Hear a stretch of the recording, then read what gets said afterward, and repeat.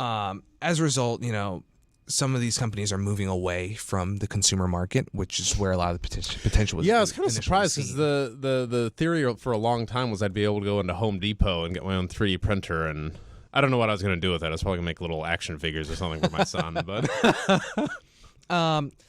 So while the consumer side hasn't been as promising, I think there are some companies that are seeing promising results in the more industrial enterprise sector. So there's a Swedish company, Arcam, for example. They use this electronic beam technology to melt metal powders into solid objects. I do not want to. Okay, so this is on the metal yeah. 3D printing side, okay? And the thing is, the company is focused like on the aerospace industry, also medical devices as well. But they are gaining some traction in aerospace with airplanes and engines, because General Electric, Pratt & Whitney, and Rolls-Royce are all customers using these 3D printed parts in their products.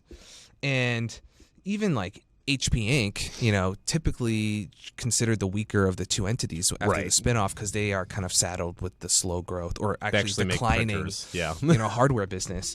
HP Inc. is kind of leveraging this technology too, where it's like, okay, well, ultimately 3D printing, I think there's a nice runway to growth, and that's going to be pretty rare for their business. So they're focusing on that. Right. They're using their multi-jet fusion technology to hopefully create some faster polymer printers for enterprise use.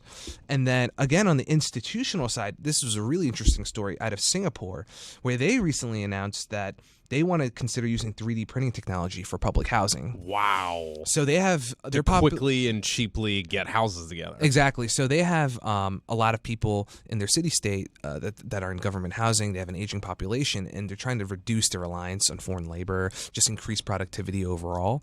And so what this idea they have is they're working with this 3D printing company that can 3D print concrete. And the idea is build it room by room, floor by floor, and then off-site, and then bring it to the actual construction site and then assemble it there. So while it's mostly focused on like the infrastructure, they wouldn't be making like all the little the fixtures and stuff, yeah. But in terms of the main walls infrastructure and the of the floor, building, this is something that they're putting millions of dollars into to research and test to see what potential is there for them. And granted, we have all that potential and these cool projects coming in out of the more industrial side. It's not like the consumer market is completely dead.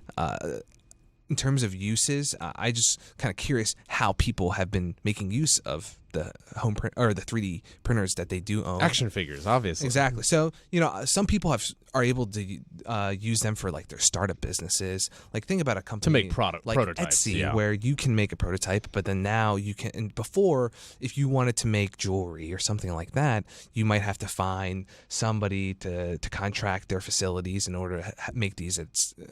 But now you can have what is essentially like a mini manufacturing, that looks like a microwave. Exactly. And it just, so on the startup side, it's really interesting, but also even with like the gun industry, this could be something that's really big, not only in terms of some of the regulatory concerns, but also in terms of like product innovation, where there's a guy who recently had videos on YouTube where it's like some people are calling it the first 3D printed like semi-automatic gun.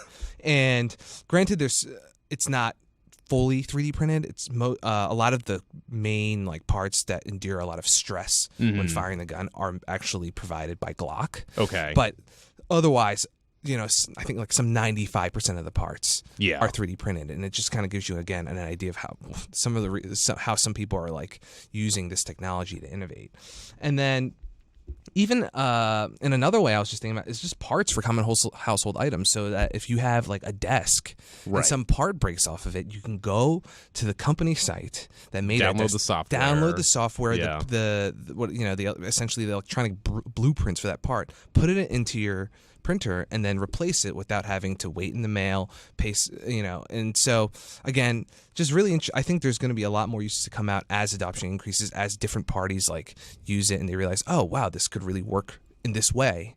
But otherwise, this is definitely a sector to watch, and especially on the industrial side, because it seems to be having more success there. Cool.